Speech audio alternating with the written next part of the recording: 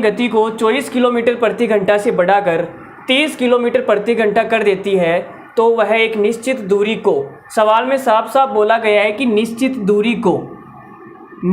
दूरी को तय करने में सामान्य समय से 1 घंटा कम लेती है।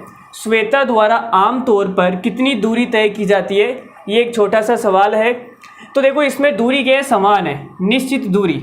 तो हम यहाँ पे बोल सकते हैं कि जो डिस्टेंस है वो क्या है, फिक्स है। डिस्टेंस हमारी क्या है, फिक्स है, समान है। अगर डिस्टेंस फिक्स है तो स्पीड का जो रेशियो है और टाइम का जो रेशियो है वो क्या होगा, एक दूसरे के उल्टे होंगे। उल्टा उल्टी आप जानते हैं। तो देखो सवाल में बोला गया पहले 24 किलोमीटर प्रति घंटा की स्पीड से जा रही थी। कितनी स्पीड से जा रही थी? 24 किलोमीटर प्रति घंटा की स्पीड से। बाद में इसने अपनी स्पीड बढ़ाकर कितनी कर दी? 30 किलोमीटर प्रति घंटा। 30 किलोमीटर प्रति घंटा कर दी। तो स्पीड का जो रेशियो है वो टाइम का रेशियो उल्टा होगा। अगर 24-30 है तो टाइम कितना हो जाएगा? 30 से 24 हो जाएगा।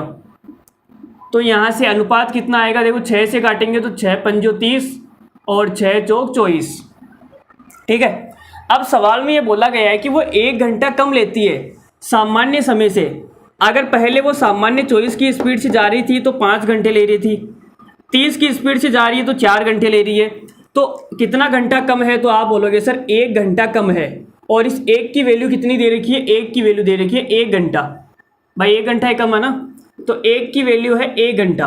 ठीक है। अब हमें निकालनी क्या है? दूरी निकालनी है। तो दूरी आप दोनों साइड से निकाल सकते हो, दोनों टाइम निकाल के। अगर आप 1 की वैल्यू 1 है तो 5 की वैल्यू कितनी आएगी? तो आप बोलोगे सर 5 घंटे। और 4 की वैल्यू कितनी आएगी? तो 4 घंटे। तो हमने देखा था कि जो डिस्टेंस होती है वो क्या होती है? तो आप बोलोगे सर स्पीड को टाइम से गुणा कर दो। अगर हम स्पीड को टाइम से गुणा कर दें तो हमारे पास में डिस्टेंस आएगी। तो देखो जब वो 24 की स्पीड से जा रही थी तो उसने टाइम कितना लिया? तो आप बोलोगे सर 5 घंटे। तो हमारी डिस्टेंस कितनी आ गई? 120 किलोमीटर।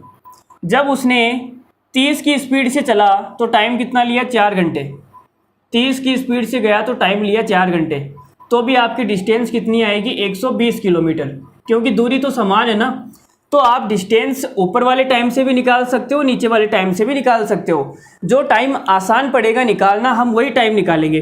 जैसे यहाँ पे 5 आ गया तो 5 घंटे, 4 आ गया तो 4 घंटे। तो दोनों टाइम निकालना बहुत आसान है, तो हमने आसानी से निकाल दिया। लेकिन कभी कभी बट्टे में आएगा, कुछ और आएगा, तो हम एक ऐसा टाइम निकालेंगे जो आसान हो निकालना, और उसी को हम स्पीड से गुणा कर देंगे। ठीक है। स्पीड से गुणा करना है, यानी आप इनके रेशियो से गुणा कर दो। इनका रेशियो कितना होगा? इनका रेशियो तो 4/5 होगा। तो 4 से गुणा नहीं करना है, ओरिजिनल स्पीड से गुणा करना है। ठीक है। तभी डिस्टेंस आएगी। रेशियो से गुणा कर दिया तो सवाल गलत हो जाएगा। ठीक है। तो इस सवाल का आंसर कितना हो गया? 120 किलोमीटर। ऑप्शन नंबर डी हमारा क्या इस सवाल का राइट आंसर है। तो ये सवाल आपको समझ में आया होगा।